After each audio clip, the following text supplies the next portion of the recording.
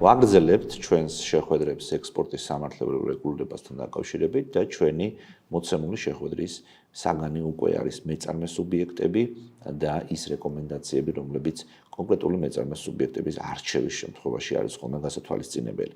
საქართველოს მოქმედი კანონმდებლობით დაშვებული და განსაზღვრული მეწარმე სუბიექტების სახეებია: ინდივიდუალური მეწარმე, სოლიდარული პასუხისმგებლობის საზოგადოება, კომანდიტური საზოგადოება, შეზღუდული პასუხისმგებლობის საზოგადოება, სააქციო საზოგადოება და კოოპერატივი. ამასთანავე არის ხოლმე ჩამონათვალი კანონში, მაგალითად ფიზიკური პირების სახელოვნებო, სამეცნიერო, საადვოკატო ან სააუდიტორო საქმიანობა, რომლის რეგისტრაციაც სავალდებულო არ არის. ინდივიდუალური მეწარმე, ეს არის ფიზიკური პირი, რომელიც რეგისტრირდება დამოუკიდებელი საქმიანობისთვის, ეს არის ბიზნესის ყველაზე მარტივი ფორმა, რომელიც ითვალისწინებს მინიმალურ ადმინისტრაციულ და სამართლებრივ მოთხოვნებს. მახასიათებლები არის იურიდიული სტატუსი, ანუ რეგისტრირებული არის პირი, მართვა, ანუ თავად მართავს საკუთარ საწარმოს ინდივიდუალური მეწარმე, რეგისტრაციის პროცედურის სიმარტივე, საგადასახადო რეჟიმი, მათ შორის შეუძლია არჩეოს შეღავათიანი საგადასახადო რეჟიმიც და მარტივი ლიკვიდაციაც მარტივი განცხადებით პირს შეუძლია შეიჩეროს ან შეწყვიტოს სამეწარმეო საქმიანობა. ესეთი სუბიექტები არის ხოლმე რეკომენდებული მაშინ, როცა საქმიანობა მცირე ან საშუალო მასშტაბის არის, ფინანსური რისკები დაბალია, პირი თვით დასაქმებულია, შეღავათიანი საგადასახადო რეჟიმის არჩევას სურს ან საქმიანობას წარმართავს პარტნიორების გარეშე. მომდევნო მეწარმე სუბიექტი უკვე არის იურიდიული პირი, სოლიდარული პასუხისმგებლობის საზოგადოება, სადაც ორი ან მეტი პარტნიორი ერთობლივად ერთიანი საფirmო სახელწოდებით ეწევა სამეწარმეო საქმიანობას და ამ საზოგადოების ვალდებულებისთვის კრედიტორის წინაშე პასუხს აგებენ სრულად და სოლიდარულად, როგორც სრული და სოლიდარული შეუზღუდავი მოვალეები. ძირითადი მახასიათებლებია პარტნიორთა ერთობლივი და სრული, მათ შორის პირადი ქონებითაც პასუხისმგებლობა, საერთო მართვა და მოგება ზარალის თანაბრად განაწილება. როდის არის სასურველი და სარეკომენდაციო ასეთი ტიპის საზოგადოების დაფუძნება?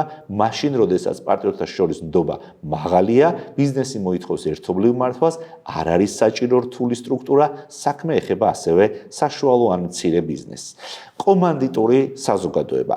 ეს არის შემთხვევა, როდესაც ორი ან ორზე მეტი პარტნიორი ერთობლივად ერთიანი საფirmო სახელწოდებით იწყებს სამეწარმეო საქმიანობას, ახორციელებს სამეწარმეო საქმიანობას, ოღონდ ერთი პარტნიორის, ანუ კომანდიტის პასუხისმგებლობა შეზღუდულია მის მიერ განხორციელებული შენატანით, ანუ ქონებით, ხოლო მეორე პარტნიორის პასუხისმგებლობა, ანუ კომპლემენტარის პასუხისმგებლობა უკაცრავად არის შეუზღუდავი და სრული კრედიტორების წინაშე. ძირითადი მახასიათებლები არის პარტნიორობის ტიპის შერეული ვარიანტი, ჰიბრიდული ვარიანტი, ანუ ყავს სრული პარტნიორები, კომპლემენტარები და ყავს შეზღუდული პარტნიორები, კომანდიტები, მართვის სისტემა, როგორც წესი საზოგადოებას მართავენ ხოლმე კომპლემენტარები, ლოგიკურიც არის ისინი სრული თავისი ქონებით პასუხს აგებენ საზოგადოების ვალებისთვის, პასუხისმგებლობა ეკისრება საზოგადოებას პლუს კომპლემენტარებს თავისი ქონებით და სარგების განაწილება, რომელიც განისაზღვრება მათ შორის, ანუ პარტნიორთა შორის არსებული შეთანხმებით. ესეთი საზოგადოება რეკომენდებულია, როდესაც ბიზნეს მოდელში ინვესტორთა ჩართვა არის საჭირო, როცა პარტნიორთა შორის პასუხისმგებლობები იმიჯნება, როცა სირთულეების შემცირება გვსურს ინვესტორთა მიმართებით, როცა მზარდია საზოგადოების კაპიტალი და როცა საერთაშორისო ინვესტორების მოზიდვა გვინდა კომპანიაში. შეზღუდული პასუხისმგებლობის საზოგადოება, ანუ ყველაზე პოპულარული სამართლებრივი ტიპი სამეწარმეო სამართალში, ეს არის საზოგადოება, რომლის კაპიტალი დაყოფილია წილებად, ხოლო მისი ვალდებულებისთვის პასუხისმგებლობა საზოგადოების პარტნიორებს არ ეკისრება და გარდა იშვიათი გამონაკლის შემთხვევებისა გამჭოლი პასუხისმგებლობის ნაწილში შეზღუდული პასუხისმგებლობის საზოგადოების ძირითადი მახასიათებლებია: პარტნიორთა პერსონალური პასუხისმგებლობის შეზღუდულობა, მართავს ერთი ან რამდენიმე დირექტორი, რომლებიც შეიძლება იყვნენ ან არ იყვნენ პარტნიორები, კაპიტალი დაყოფილია წილებად, იბეგრება როგორც იურიდიული პირი, მაგრამ შეუძლია შეღავათიანი საგადასახადო რეჟიმის არჩევაც. როდის არის რეკომენდებული შეზღუდული პასუხისმგებლობის საზოგადოების რეგისტრაცია, როცა ბიზნესი მოიცავს საშუალო ან მაღალ ფინანსურ რისკებს, ბიზნესი იზრდება და საჭიროებს კაპიტალის მოზიდვას, საჭიროა პროფესიონალური მართვა, არსებობს რამდენიმე დამფუძნებელი, ბიზნესი გეგმავს საერთაშორისო ურთიერთობებს, ბიზნესი მცირე ან საშუალოა. სააქციო საზოგადოება. კომპანია, რომლის კაპიტალი დაყოფილია აქციებად სახელობითი ფასიანი ქაღალდების სახით. აქციონერი ამ საზოგადოების ვალდებულებებზე პასუხს არ აგებს, აქაც გამჭოლი პასუხისმგებლობის გარდა სააქციო საზოგადოება კრედიტორის წინაშე მთელი თავისი ქონებით არის პასუხისმგებელი, თუმცა აქციონერთა ვალდებულებზე თავად საზოგადოება უკვე პასუხისმგებელი არ არის. ძირითადად ესეთი ტიპის საზოგადოებისა გამოიყენება საშუალო ამ მსხვილი ბიზნესისათვის, რომელსაც კაპიტალის მოზიდვა ჭირდება ხოლმე როგორც წესი. ძირითადი მახასიათებლები კაპიტალი დაყოფილი აქციებად, რომლებიც შეიძლება იყოს დამოუკიდებელ ან შიდა რეგისტრატორთან რეგისტრირებული, საზოგადოების ვალდებულებზე პასუხისმგებელია მხოლოდ თავად საზოგადოება და არა აქციონერები, საზოგადოებას მართავს სამართლაყურო საბჭო და დირექტორთა საბჭო ან დირექტორი, აქციების გაყიდვა და გადაცემა შესაძლებელია ხოლმე როგორც წესი თავისუფლად. როდის არის რეკომენდებული სააქციო საზოგადოების რეგისტრაცია?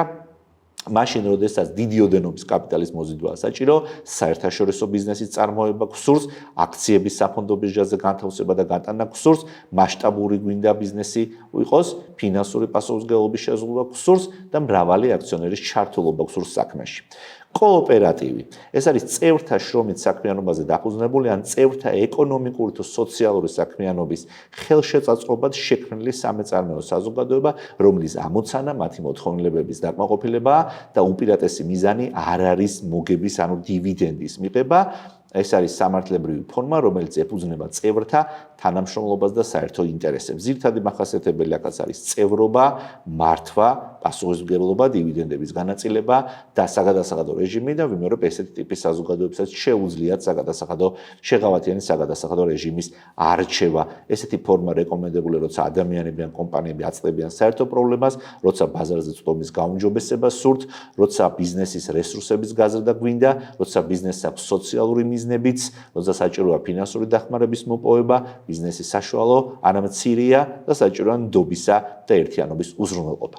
ასევე არ უნდა დაგვავიწყდეს, რომ რიგ შემთხვევებში თავად კანონები, ნორმატიული აქტები გვალვალდებულებენ ავირჩიოთ ესა თუ ის სამართლებრივი ფორმა.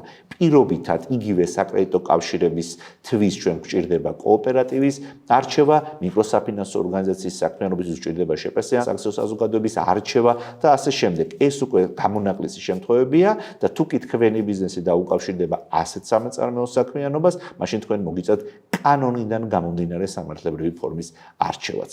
დიდი მადლობა.